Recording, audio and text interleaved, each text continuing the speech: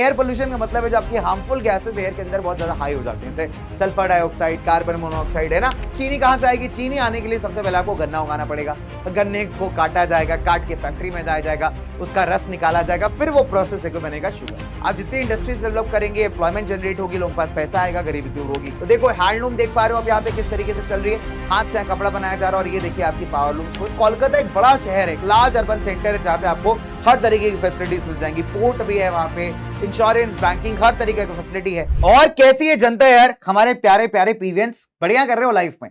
मैं यही पूछता हूं तुमसे हर बार, बिकॉज ऑब्वियस सी बात है, लाइफ अच्छी चलेगी, दिन अच्छा जाएगा, सब बढ़िया बढ़िया रहेगा, है ना। चलिए, तो बच्चों एक चैप्टर है आपके ज्योग्राफी का, नाम है मैन्युफैक्चरिंग इंडस्ट्रीज। बड़ा आसान चैप्टर है, बड़ा इजी चैप्टर है। बस एक दिक्कत है इस चैप्टर के साथ, बहुत फैक्ट्स हैं भाई, इसमें बहुत फैक्ट्स हैं। अब आप कहोगे सर इनको जानने से हमारा क्या फायदा होगा? देखिए फायदा कुछ खास तो नहीं है, बट हाँ ये जरूर है कि आपको पता चल जाएगा कि हमारे देश में कौन कौन सी इंडस्ट्रीज या जो आपके बड़े बड़े फैक्ट्रीज वगैरह होते हैं ये एग्जिस्ट करते हैं, हमारे देश को कैसे बेनिफिट पहुंचाते हैं, सो दैट कल को अगर आप ऐसी किसी इंडस्ट्री या फैक्ट्री के अक्रॉस आ जाओ तो आपको पता रहेगा कि हाँ भाई सर ये इसके फीचर्स हैं। और एक और स्पेशल बात बताऊं, मान लो फॉर एग्जाम्पल तुम किसी ऐसे एरिया से जा रहे हो जहां कॉटन के प्रोडक्ट्स बनते हैं, और पेरेंट्स वेरेंट्स के साथ जा रहे हो तो तुम बता सकते हो, अरे देखिए मम्मी पापा यहाँ पे देखिए ऐसा होता है, इसका प्रोसेस वैसा होता है ना। तो यार मम्मी पापा अलग इंप्रेस हो जाएंगे, रिश्तेदार शॉक हो जाएंगे, बच्चा रॉक करेगा यहाँ पे, ठीक है। चलिए, और ये सब चीजें तभी पॉसिबल होंगी जब आप वीडियो को लास्ट तक देखोगे। तो जिन बच्चों के बैकलॉग्स हैं उनके लिए वीडियो है, जो क्विक रिवीजन करना चाहते हैं उनके लिए वीडियो है। तो फटाफट से आइए स्टार्ट करते हैं, बिकॉज सबसे कीमती क्या है? सबसे कीमती है बच्चों का समय, यानी बच्चों का टाइम। ठीक है मेरे दोस्त, मेरे भाई, आइए स्टार्ट करें फटाफट से। इस टॉपिक का नाम है मैन्युफैक्चरिंग इंडस्ट्रीज। चलो, तो हम इसमें क्या पढ़ने वाले हैं? देखिए नंबर 1 हम बात करेंगे इंडस्ट्रीज के इंपॉर्टेंस की, इनके क्लासिफिकेशन की, एग्रो और मिनरल बेस्ड इंडस्ट्रीज के, और साथ ही साथ भैया ये धुआं कैसे फैलाती हैं, पोल्यूशन कैसे मचाती हैं, इन सब चीजों के बारे में हम लोग डिस्कस करेंगे। यानी पहले कुल मिला के इनकी बहुत तारीफ करेंगे, बहुत तारीफ करेंगे, बहुत तारीफ करेंगे, और लास्ट में आगे इनके साथ हम क्या बोलेंगे कि भैया गजब बेइज्जती है। ठीक है, चलिए आगे बात करते हैं। तुम्हें मेरे पीछे दिखाई दे रहा होगा, इतना खतरनाक धुआं निकल रहा है, इतने सारे टॉक्सिक केमिकल्स निकल रहे हैं, तो ऐसा स्नीज तो आएगा ना भाई। ये एक लाइव एग्जांपल था भाई किस चीज का? अपने पोल्यूशन का, जिसके इफेक्ट्स का, जो अपने को कई बार एक्सपीरियंस करना पड़ता है। खैर, ऐसे और सारी चीजें देखेंगे, मजेदार चीजें देखेंगे।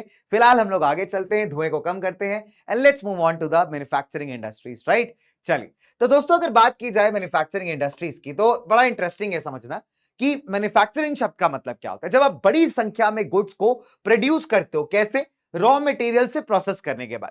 अब फॉर एग्जांपल मान लीजिए आपको क्या करना है, आपने खाना है चीनी, ठीक है, तो आपको चीनी चाहिए चाय में डालने के लिए। तो भाई साहब चीनी कहां से आएगी? चीनी आने के लिए सबसे पहले आपको गन्ना उगाना पड़ेगा, गन्ने को काटा जाएगा, काट के फैक्ट्री में जाया जाएगा, उसका रस निकाला जाएगा, फिर वो प्रोसेस से बनेगा शुगर। तो यहां पे गन्ना क्या है? गन्ना एक कच्चा मटेरियल है, रॉ मटेरियल है, जिसको प्रोसेस करने के बाद बल्क में हम कोई फाइनल प्रोडक्ट बना रहे हैं। और यही काम किया जाता है मैन्युफैक्चरिंग सेक्टर के अंदर, कि रॉ मटेरियल को ज्यादा बेहतर और वैल्यूएबल प्रोडक्ट्स के अंदर कन्वर्ट करना, यही आपका मैन्युफैक्चरिंग है। और जो सेक्टर ये काम करता है उसे हम कहते हैं मैन्युफैक्चरिंग सेक्टर, या दूसरी भाषा में कई बार सेकेंडरी सेक्टर भी से कहा जाता है। ठीक है, चलिए आगे बात करते हैं फटाफट से। जो इकोनॉमिक स्ट्रेंथ है किसी भी देश का, किसी भी कंट्री का, वो कई बार मेजर किया जाता है उसके इंडस्ट्रियल डेवलपमेंट से, कि वहां पे कितना इंडस्ट्रीज है, कितना फैक्ट्रीज है ना, बिकॉज ये क्या करती है? देश की इकोनॉमी में कंट्रीब्यूट करती है, राइट। नाउ एक बड़ा इंटरेस्टिंग फैक्ट है यहां पे दोस्तों, कि हमारे एग्रीकल्चर और इंडस्ट्री ना, ये दोनों आपस में कॉम्प्लीमेंट करते हैं एक दूसरे को। इनफैक्ट एक क्वेश्चन भी पूछा गया था कि agriculture and industry go hand in hand, साथ में ऐसे हाथ में हाथ डाल के घूमते, जस्टिफाई करिए इस बात को। गंदे क्वेश्चन पूछ रहा है यार सीबीएसई, गलत बात है। पर्सनल मैटर में क्यों इंटरफेयर करे? हाथ में हाथ डाल के घूमे या ऐसे घूमे चौपाटी बजाए, हमें क्या? ठीक है, लेकिन फिलहाल इस क्वेश्चन का मतलब ये नहीं, इस क्वेश्चन का मतलब है कि दोनों एक दूसरे को कॉम्प्लीमेंट करते हैं। ऐसा क्यों? देखिए नंबर 1, जो आपकी इंडस्ट्रीज होती है ना, वो मॉडर्नाइज करने में मदद करती है एग्रीकल्चर को। तो एग्रीकल्चर क्या है? हमारे देश की इकोनॉमी की बैकबोन है, बिकॉज मैक्सिमम जनता वहीं काम करती है आज भी। ठीक है, प्लस अगर आप देखोगे तो जो हमारा हेवी डिपेंडेंस है जॉब्स को लेकर के एग्रीकल्चर के ऊपर, उसे ये रिड्यूस करती है, बिकॉज कई सारे लोग अभी फैक्ट्रीज में, इंडस्ट्रीज में काम कर सकते हैं। ठीक है, अब अगर आप देखोगे, अगर आपको अनएम्प्लॉयमेंट, अगर आपको गरीबी, बेरोजगारी आपको हटानी है, पॉवर्टी हटानी है आपको, तो उसके लिए भी आप देखेंगे अपना मैन्युफैक्चरिंग बहुत इंपॉर्टेंट है। अच्छा हाँ, तो मैंने आपको क्वेश्चन बताया था कि यार एग्रीकल्चर इंडस्ट्री को हैंड इन हैंड, ऐसे क्यों कहा जाता है? तो इसके पीछे कई रीजन है। तो पहला तो मैंने आपको ये बताया कि देखिए, पहला जरूरी ये है कि पहली बात तो जितने भी आपके एग्रीकल्चरल इंप्लीमेंट्स होते हैं उनको कहाँ बनाया जाता है, चाहे आपके मशीनरीज हो, चाहे टूल्स हो, इंसेक्टिसाइड, पेस्टिसाइड्स वगैरह हो, सब बनते हैं इंडस्ट्रीज में। फिर कई सारे ऐसे प्रोडक्ट्स होते हैं जो एग्रीकल्चर के इंडस्ट्रीज यूज करती है, जैसे कॉटन हो गया, जूट हो गया, है ना। तो जितनी भी अपनी इन चीजों पे प्रोडक्ट्स बनाने वाली इंडस्ट्रीज होती हैं, एग्रीकल्चर से ही उनको ये सब मिलता है। तो आप देख पा रहे हो कि एग्रीकल्चर भी काफी हद तक सामान दे रहा है इंडस्ट्रीज को, और इंडस्ट्रीज भी काफी हद तक सामान दे रहे हैं एग्रीकल्चर को। तभी कहा जाता है दोनों एक दूसरे को कॉम्प्लीमेंट करते हैं। अब अगर हम बात करें इंपॉर्टेंस की, यार कि why is manufacturing sector important in India, तो नंबर 1 तो पहला फैक्टर तो वही हो जाएगा कि यार ये एग्रीकल्चर जो है मॉडर्नाइज करने में मदद करता है। कैसे? उसके लिए कई सारे टूल्स एंड इक्विपमेंट्स बना के, ठीक है। फिर एम्प्लॉयमेंट प्रोवाइड करता है, तो एम्प्लॉयमेंट जनरेटर है। तीसरा, अगर आपको गरीबी हटानी है, बेरोजगारी हटानी है, अनएम्प्लॉयमेंट हटाना है देश से, तो इंडस्ट्रियल डेवलपमेंट उसका एक कंडीशन है। आप जितनी इंडस्ट्रीज डेवलप करेंगे, एम्प्लॉयमेंट जनरेट होगी, लोगों के पास पैसा आएगा, गरीबी दूर होगी, ठीक है। मैन्युफैक्चर्ड गुड्स अगर आप एक्सपोर्ट करते हो तो फॉरेन एक्सचेंज या जो फॉरेन इनकम है उससे आप अच्छा पैसा कमा सकते हैं। फिर रॉ मटेरियल्स को अच्छे क्वालिटी के फाइनल प्रोडक्ट्स में बदलने के लिए भी आपका मैन्युफैक्चरिंग सेक्टर बहुत स्ट्रांग होना चाहिए, ठीक है। चलिए, तो ये वही वाला पॉइंट आ गया कि agriculture industry are dependent on each other, हमने जस्ट अभी डिस्कस किया। तो पहला पॉइंट आप क्या लिखेंगे इसमें कि इंडस्ट्री जो है एग्रीकल्चर को एक मेजर बूस्ट प्रोवाइड करते हैं। कैसे? उनको टूल्स देके, मशीनरी देके, इंसेक्टिसाइड, पेस्टिसाइड, फर्टिलाइजर वगैरह देकर के एग्रीकल्चर को एडवांस बनाते हैं। फिर इंडस्ट्री भी एग्रीकल्चर पे डिपेंड करती है मल्टीपल प्रोडक्ट्स के लिए, रॉ मटेरियल्स के लिए, है ना, ठीक है। तो इस तरीके से आप देखोगे कि दोनों एक दूसरे को प्रोडक्ट्स को सेल एंड बाय करते हैं, जिससे दोनों का यहां फायदा होता है, और तभी कहा जाता है कि दोनों एक दूसरे पे डिपेंडेंट है या निर्भर है, राइट। चलिए, अब आगे अगर मैं कहानी की बात करूं तो how do we classify the industries, एक इंटरेस्टिंग टॉपिक है कि इंडस्ट्रीज को क्लासिफाई कैसे किया जाता है। देखिए, सबसे पहले आता है रॉ मटेरियल के हिसाब से, ये रॉ मटेरियल क्या क्या यूज कर रहा है कोई, इसके बेसिस पर हम दो टाइप्स में डिवाइड करते हैं, एग्रो बेस्ड और मिनरल बेस्ड। एग्रो बेस्ड का मतलब होता है जो एग्रीकल्चर प्रोडक्ट्स को एज अ रॉ मटेरियल इस्तेमाल करे, जैसे कॉटन हो गया, जूट हो गया, सिल्क हो गया, राइट। मिनरल बेस्ड जो मिनरल प्रोडक्ट्स को as an raw material use करे, आयरन स्टील हो गया, सीमेंट इंडस्ट्री हो गया, ठीक है। अब इनके मेन रोल के हिसाब से दो कैटेगरीज आ जाते हैं, बेसिक इंडस्ट्री और कंज्यूमर इंडस्ट्री, ठीक है। बेसिक इंडस्ट्री वो होती है बेटा जिसका फाइनल प्रोडक्ट किसी और इंडस्ट्री के लिए रॉ प्रोडक्ट है या रॉ मटेरियल है, जैसे आयरन एंड स्टील है। अब देखिए, आयरन एंड स्टील इंडस्ट्री का जो फाइनल प्रोडक्ट है वो आयरन एंड स्टील ही है, लेकिन किसी और इंडस्ट्री में ये as a raw material, as a कच्चा मटेरियल इस्तेमाल किया जा सकता है, ठीक है। इसके अलावा कंज्यूमर इंडस्ट्रीज वो होती हैं जो ऐसे प्रोडक्ट्स बनाती हैं जो डायरेक्टली कंज्यूमर इस्तेमाल कर सकते हैं। फॉर एग्जांपल टूथपेस्ट बनाने वाली इंडस्ट्री हो गई, चीनी बनाने वाली इंडस्ट्री हो गई, ये सब वो प्रोडक्ट्स बना रही हैं जो कंज्यूमर्स डायरेक्टली यूटिलाइज कर रहे हैं, ठीक है। फिर इन्वेस्टमेंट के बेसिस पे कि आप कितना पैसा खर्च कर रहे हो, राइट। तो अगर 1 करोड़ रुपए तक आप खर्च कर रहे हो तो हम कह सकते हैं कि आप स्मॉल इंडस्ट्री सेटअप कर रहे हो, और 1 करोड़ से ज्यादा अगर आप खर्च कर रहे हैं दोस्तों तो कह सकते हैं कि आप लोग लार्ज इंडस्ट्री में पैसा इन्वेस्ट कर रहे हैं। तो 1 करोड़ रुपए तक का अगर इंडस्ट्री आप सेटअप कर रहे हो तो that is a small one, और 1 करोड़ से ज्यादा की लागत आ रही है सेटअप करने में तो that is a large scale industry. फिर अगर हम आगे बात करें बच्चे on the basis of ownership, अब ओनरशिप का मतलब होता है कि इसका मालिक कौन है। देखिए, 4 कैटेगरीज में डिवाइड करेंगे, पब्लिक, प्राइवेट, जॉइंट सेक्टर और कॉपरेटिव। पब्लिक का मतलब कि भैया सरकार के पास सारा कंट्रोल है, ऑपरेटेड बाय गवर्नमेंट, जैसे भारत हेवी इलेक्ट्रिकल्स लिमिटेड हो गया, steel authorities of India limited, इसको आप सेल कहते हैं, हो गया। प्राइवेट इंडस्ट्री सिंपल है यार, प्राइवेट सेक्टर इंडस्ट्री जिसको प्राइवेट इंडिविजुअल्स ओन करते हैं, टाटा हो गया, रिलायंस हो गया, बजाज हो गया। जॉइंट सेक्टर जहां पे सरकार और प्राइवेट इंडिविजुअल्स दोनों मिल करके इंडस्ट्री चला रहे हैं। लेट्स से फॉर एग्जांपल कोई नया कंपनी स्टार्ट करना था, अब सरकार ने कहा टाटा साहब से कि ये काम करिए साहब, आप जो है थोड़ा पैसा लगा दीजिए, तो सरकार और यहां टाटा दोनों मिल करके क्या कर रहे हैं, एक प्रोजेक्ट को स्टार्ट कर रहे हैं। तो ये बन जाएगा एक तरीके से जॉइंट सेक्टर वाला सिनेरियो। जैसे मारुति की आपने गाड़ियां देखी होंगी, राइट। तो मारुति का जो स्टार्टिंग हुआ है वो जॉइंट सेक्टर से हुआ है, गवर्नमेंट ऑफ इंडिया और जो अपना सुजुकी वाला कंपनी है जापान का, उसके बीच का एग्रीमेंट है। So this is where the joint sector comes in, ठीक है, जहां पे प्राइवेट बंदे और गवर्नमेंट के लोग दोनों मिल करके ओन करते हैं इसको, ठीक है। ऑयल इंडिया लिमिटेड एक बहुत अच्छा एग्जांपल है। कोऑपरेटिव सेक्टर का मतलब होता है जहां पे सामान के प्रोड्यूसर्स या रॉ मटेरियल के सप्लायर्स या वर्कर्स, ये लोग आपस में मिलकर एक बड़ा सा ग्रुप बना लेते हैं, ठीक है। फिर अपने रिसोर्सेज को इकट्ठा करते हैं और उसी के थ्रू अपने बिजनेस को ऑपरेट कर रहे होते हैं। तो यहां पे ना बहुत सिंपल है, जो प्रॉफिट्स लॉसेस या जो भी होगा आपका वो आपस में मेंबर्स में कहीं ना कहीं डिवाइड होता जा रहा है, तो इससे क्या है, सभी को फायदा हो रहा है। तो cooperative sector is also a very good way of organising industry. तो ये ओनरशिप का बेसिस पे हो गया। अब अगर हम बात करें bulk and weight of the raw material, अब कई बार क्या होता है कुछ इंडस्ट्रीज बहुत हैवी रॉ मटेरियल्स यूज करती हैं, तो वो आ जाती है हैवी इंडस्ट्रीज के अंदर, जैसे आयरन स्टील हो गया। कुछ इंडस्ट्रीज बहुत हल्के रॉ मटेरियल्स बनाती हैं, यूज करती है और हल्के प्रोडक्ट्स बनाती है, जैसे आपके इलेक्ट्रॉनिक इंडस्ट्रीज हो गए, राइट। तो इसी हिसाब से हम लोग ने इंडस्ट्रीज को हैवी और लाइट में डिवाइड कर दिया है। अब अगर मैं आगे बात करूं बच्चों यहाँ पे, तो एग्रो बेस की बात करेंगे मैं यहाँ पे फटाफट से। तो एग्रो बेस में कई सारी इंडस्ट्रीज आती थी, कॉटन है, जूट है, सिल्क टेक्सटाइल है, वुलन टेक्सटाइल है, शुगर एडिबल ऑयल इंडस्ट्रीज है, ये सारी की सारी जो एग्रीकल्चर प्रोडक्ट्स को as a raw materials use कर रही हैं, they are called as agro based industries. हमें कितनी पढ़ी, हमने पढ़नी यहाँ पे कॉटन, हमने पढ़नी यहाँ पे जूट, ठीक है। तो we have to study this, ये आपके सिलेबस के अंदर है, राइट। अच्छा, अब let's talk about the textile industry, जहां पे कपड़ा बनाया जाता है दोस्तों। तो टेक्सटाइल इंडस्ट्री भारत में सेकंड लार्जेस्ट एम्प्लॉयर मानी जाती है आफ्टर एग्रीकल्चर। तो यहां पे हम लोग क्या बोलते हैं यार, सिंपल सी बात है, कपड़ा बनाते हैं, एम्प्लॉयमेंट जनरेशन काफी होती है इस इंडस्ट्री में। सेल्फ रिलायंट इंडस्ट्री, मतलब रॉ मटेरियल से लेकर के जो फाइनल हाईएस्ट वैल्यू का प्रोडक्ट होता है, सब एक ही इंडस्ट्री के अंदर बन जाता है। आपको कहीं और से यहां पे मदद लेनी नहीं पड़ती, इसलिए इसको हम सेल्फ रिलायंट कहते हैं। अब टेक्सटाइल के अंदर नंबर वन हम बात करेंगे कॉटन टेक्सटाइल की। तो भारत में देखिए कॉटन का कपड़ा बहुत पुराने जमाने से फेमस रहा है। और इंडिया में जो कपड़ा है ना बेटा, वो हाथ स्पिनिंग से, मतलब हाथ से सिला जाता था। कई बार हैंडलूम्स होते हैं, मैनुअली चलाने वाले मशीन होते थे, उससे कपड़ा बनाया जाता था। 18वीं शताब्दी के बाद, 18 सेंचुरी के बाद पावर से चलने वाले लूम्स आ गए। लूम्स क्या होते हैं? वो मशीन होते हैं जिससे आप कपड़े को निट करते हो, वीव करते हो, ठीक है। तो पावर लूम्स यानी कई सारी पावर सोर्सेस से चल सकते हैं, स्टीम पावर वगैरह हो गई। फिर आप देखोगे जो ट्रेडिशनल इंडस्ट्रीज है, उन्होंने तगड़ा सेटबैक फेस किया था ड्यूरिंग द ब्रिटिश पीरियड।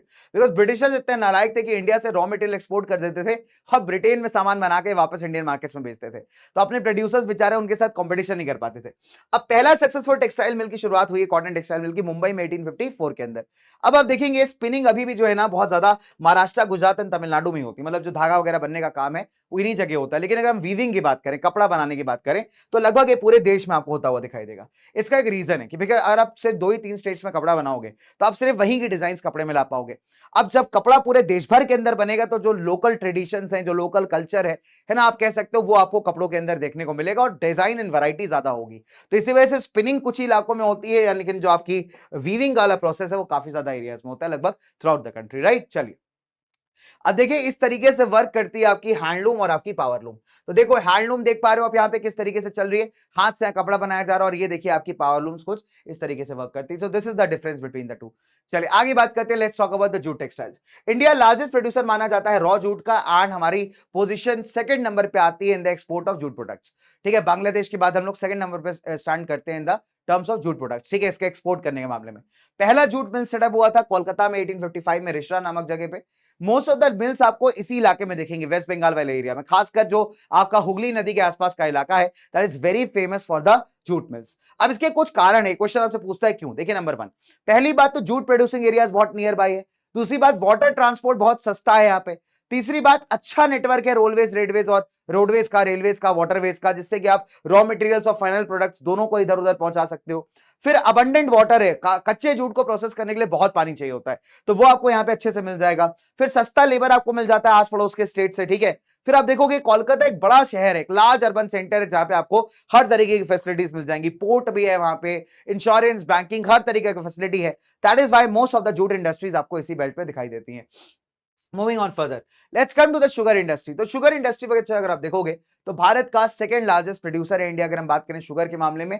और हम गुड़ और खांडसारी के मामले में फर्स्ट नंबर पे हैं। खांडसारी क्या होता है? सब ब्राउन कलर का पाउडर होता है, थोड़ा कम मीठा होता है और हेल्दी ज्यादा होता है, राइट। शुगर बहुत अनहेल्दी चीज है, ठीक है। तो इंडिया सेकंड लार्जेस्ट प्रोड्यूसर है शुगर के मामले में वर्ल्ड में, और हम फर्स्ट लार्जेस्ट पे आते हैं गुड़ और खांडसारी के मामले में। 2010-11 के अंदर लगभग 662 शुगर मिल्स आपको देखने को मिलती हैं, ठीक है। तो मतलब उत्तर प्रदेश और बिहार के अंदर लगभग 60% आपको शुगर मिल्स यूपी बिहार में ही दिख जाएंगी, राइट। चलिए, Maharashtra, Karnataka, Tamil Nadu, Andhra, Gujarat along with Punjab, Haryana, Madhya Pradesh other important producers हैं आपके शुगर के। तो मैंने आपको यही बताया कि 60% मिल्स आपकी यूपी और बिहार में भी है। अच्छा, अभी अगर आप देखोगे तो एक इंटरेस्टिंग बात मैं आपको बताता हूं यहाँ पे, कि थोड़ा सा ना शुगर इंडस्ट्री शिफ्ट कर रही है toward south and western part. उसका एक रीजन है कि साउथ एंड वेस्टर्न पार्ट में ना कुछ फायदे हैं जो क्लाइमेटिक फैक्टर्स पर डिपेंड करते हैं।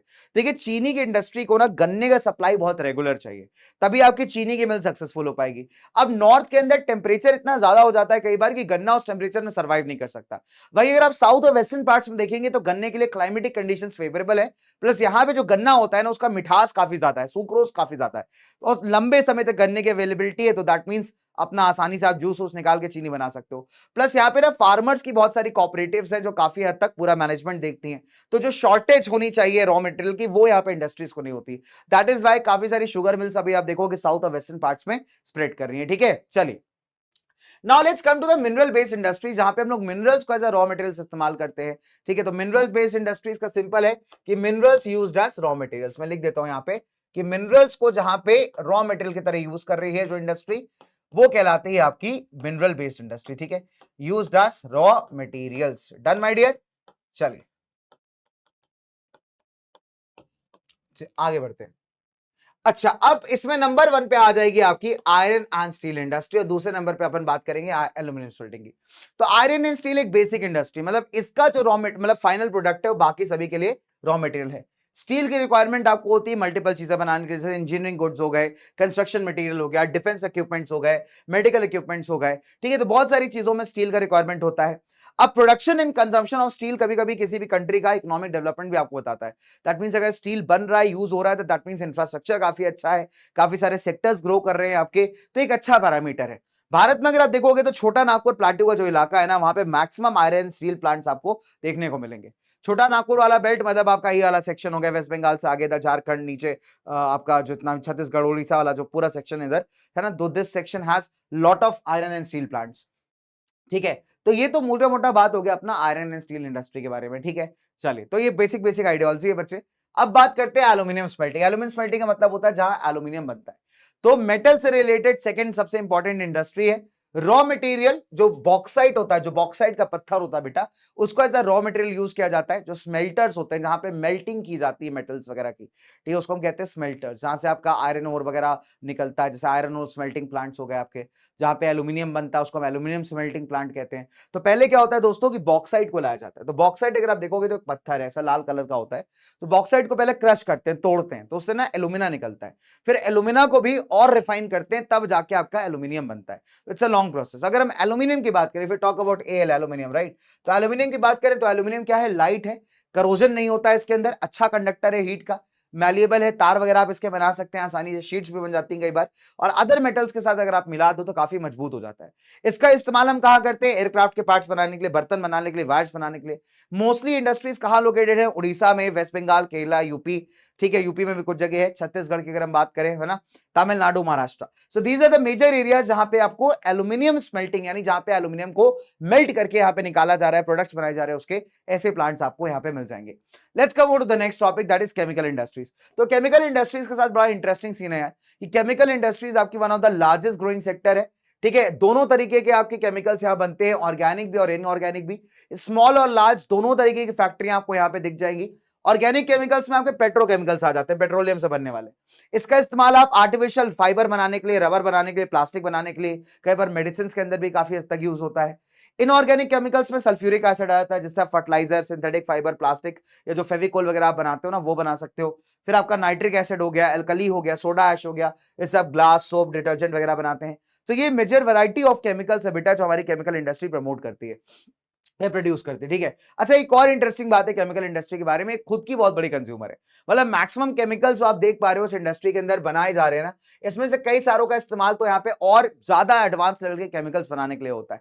So it's has a good market और काफी एक्सपैंड कर रहा है यार इंडिया के अंदर ये। अब आ जाते हैं फर्टिलाइजर इंडस्ट्री में दोस्तों। Fertiliser industry is amazing guys. Fertiliser industry की जब आप बात करोगे तो भारत में फर्टिलाइजर इंडस्ट्री को खासकर ग्रीन रेवोल्यूशन के टाइम से बहुत बड़ा बूस्ट मिला है। तो इंडिया कौन कौन से फर्टिलाइजर्स बनाता है, देखिए मेनली यूरिया बनाते हैं हम, नाइट्रोजनस फर्टिलाइजर्स। इसके अलावा हम लोग यहाँ पे फॉस्फेटिक फर्टिलाइजर और अमोनियम फॉस्फेट वाले बनाते हैं, इसको आप डीएपी कहते हो। और कॉम्प्लेक्स फर्टिलाइजर भी बनाते हैं जिसमें नाइट्रोजन, फॉस्फेट और पोटैश होता है आपका। हालांकि पोटैश इंडिया में नहीं मिलता आपका कमर्शियल फॉर्म में, तो हमें बाहर से इसको इंपोर्ट करना पड़ता है, बिकॉज कमर्शियली यूजेबल रिजर्व हमारे पास नहीं है, ठीक है। ग्रीन रेवोल्यूशन के बाद इस इंडस्ट्री को बहुत तगड़ा आप कह सकते हैं एक्सपेंशन देखने को मिला। गुजरात, तमिलनाडु, यूपी, पंजाब, आपका केरला वगैरह आधे ज्यादा फर्टिलाइजर प्रोड्यूस करते हैं। इसके अलावा और भी कई स्टेट्स है जहां फर्टिलाइजर बनते हैं, जैसे आपका आंध्रा, उड़ीसा, राजस्थान, बिहार, महाराष्ट्र, असम, वेस्ट बंगाल, दिल्ली, मध्य प्रदेश, कर्नाटक वगैरह हो गया। इतने प्रोड्यूसर्स आपको याद नहीं रखने, 2-3 याद रखिएगा, मोर देन सफिशिएंट है, ठीक है।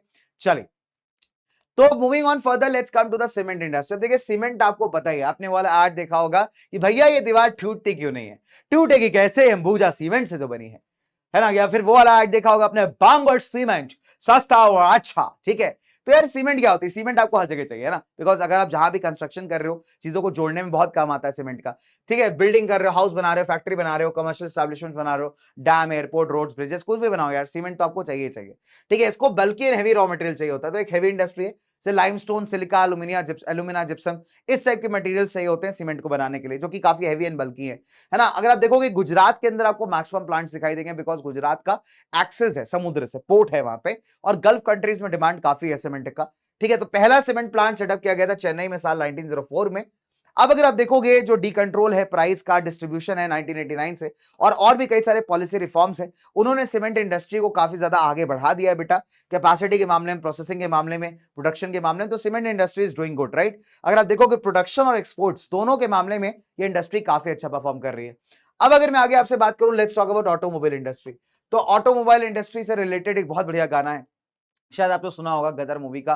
ये मैं निकला हो गड्डी लेके रस्ते पे, इस सड़क पे एक मोड़ आया, मैं कॉपी किताब छोड़ आया। है ना, ये उस इंसान के साथ होता है जो बहुत केयरलेस होता है ना। अब कहा गया पढ़ने को लेकर के, तो बालक जो है गाना गा रहा है कि मैं निकला हो कॉपी लेके रस्ते पे, के सड़क पे एक मोड़ आया, मैं कॉपी किताब छोड़ आया। है ना। चलो, तो फिलहाल जोक्स अबाउट गाइस, है ना, ये उस इंसान के लिए जो हमेशा रोता रहता है, सर बैकलॉग नहीं खाता मेरे, सर पढ़ाई नहीं हो रही, सर क्यों नहीं हो रही पढ़ाई, है ना।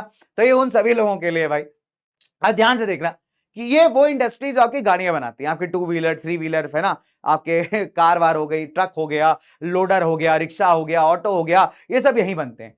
पैसेंजर व्हीकल्स बनाती है प्लस ट्रांसपोर्टेशन व्हीकल्स बनाती है, ठीक है। जो एफडीआई हुआ, आपका फॉरेन डायरेक्ट इन्वेस्टमेंट हुआ, उसके बाद से आप देखेंगे दोस्तों टेक्नोलॉजी भी काफी इंप्रूव हुई, साथ ही साथ जो है ग्लोबल लेवल पे डेवलपमेंट्स आपको देखने को मिले, ठीक है। ये इंडस्ट्री कहां पे मिली? दिल्ली, गुड़गांव, मुंबई, पुणे, चेन्नई, बेंगलोर, जमशेदपुर, हैदराबाद, लखनऊ, कोलकाता और इंदौर मेनली यहाँ पे सिचुएटेड है। सभी तरीके के व्हीकल्स यहाँ बनते हैं। तो आपको ये बताया बच्चों, it's an very important industry, ठीक है। खासकर ग्लोबलाइजेशन के बाद से आप देखोगे जो भारत का न्यू इकोनॉमिक पॉलिसी था, उसके बाद से इंडस्ट्री काफी बूम किया है, right.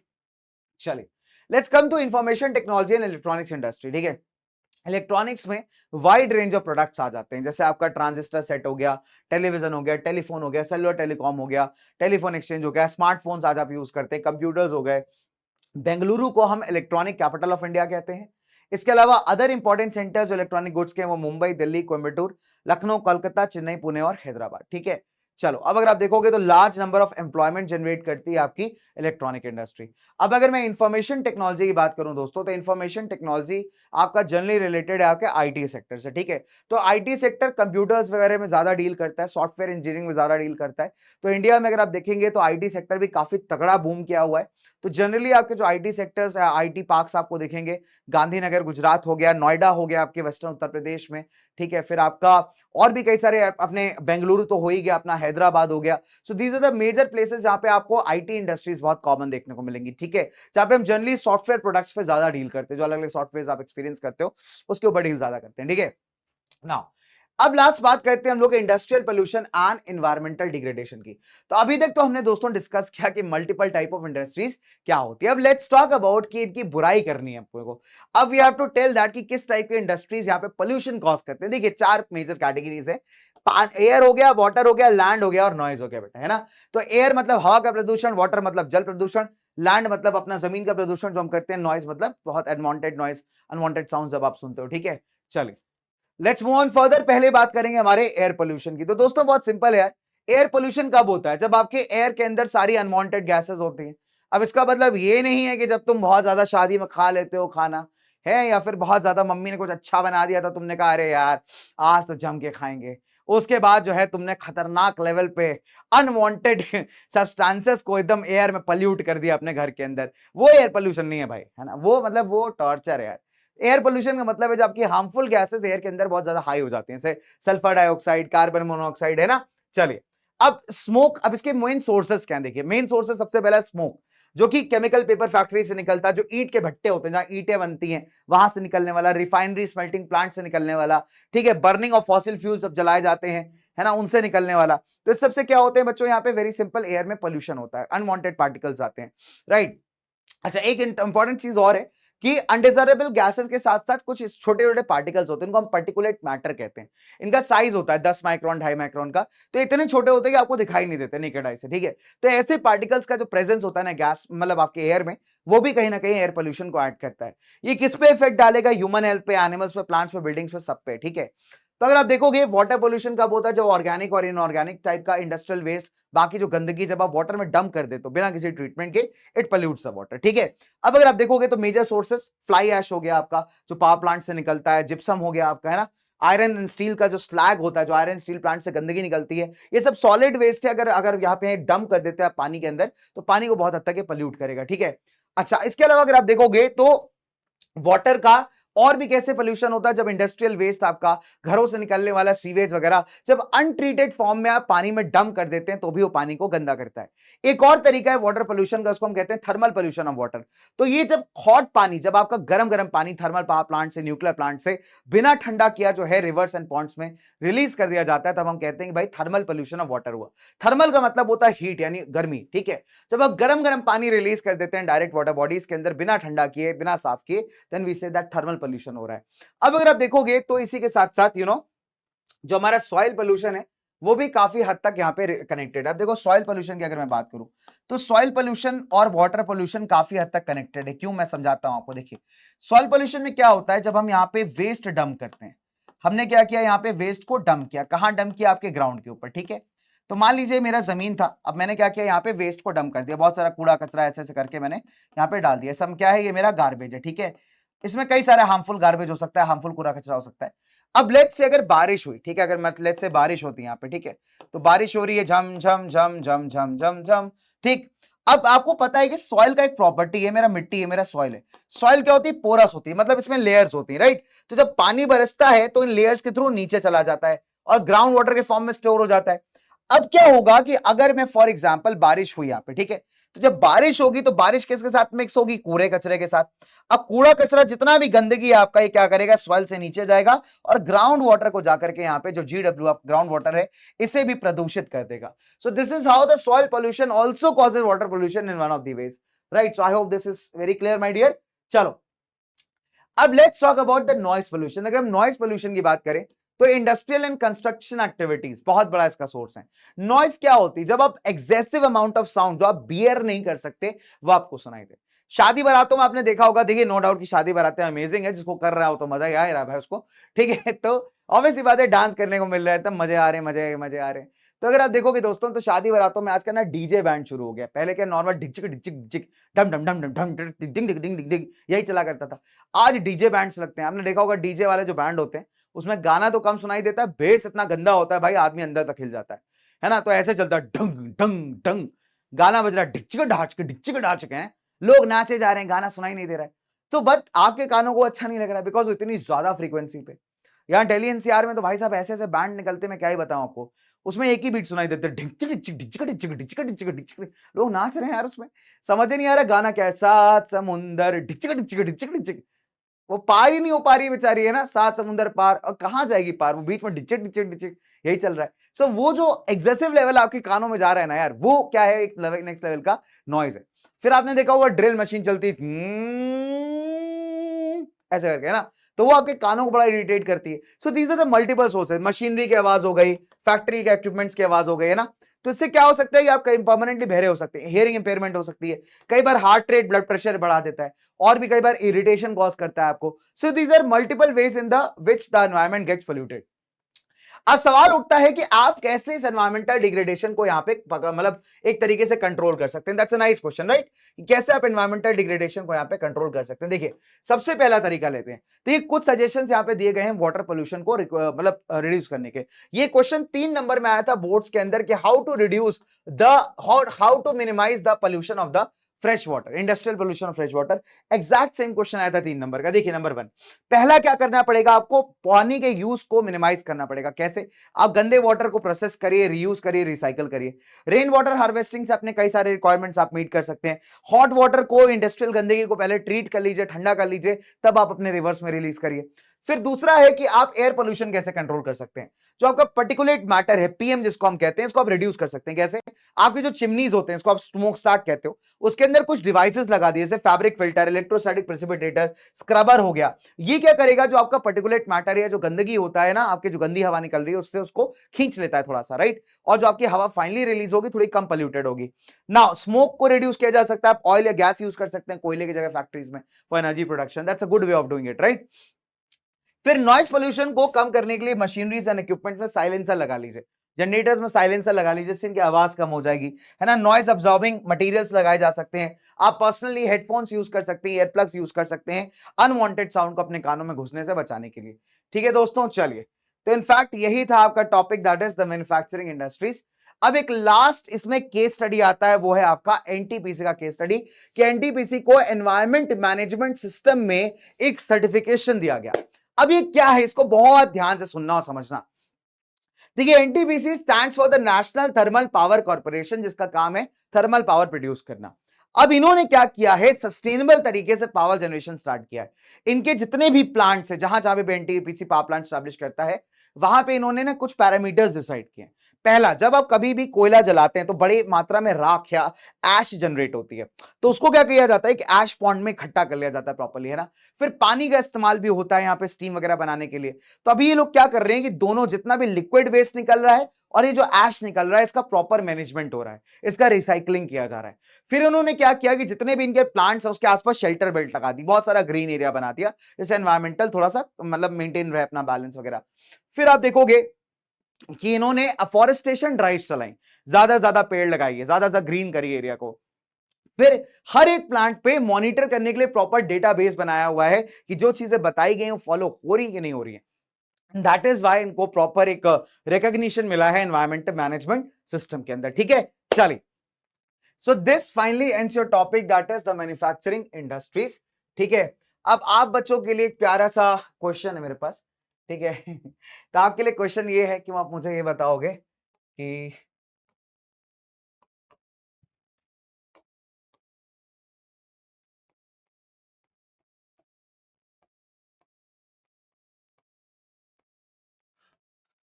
To steps to reduce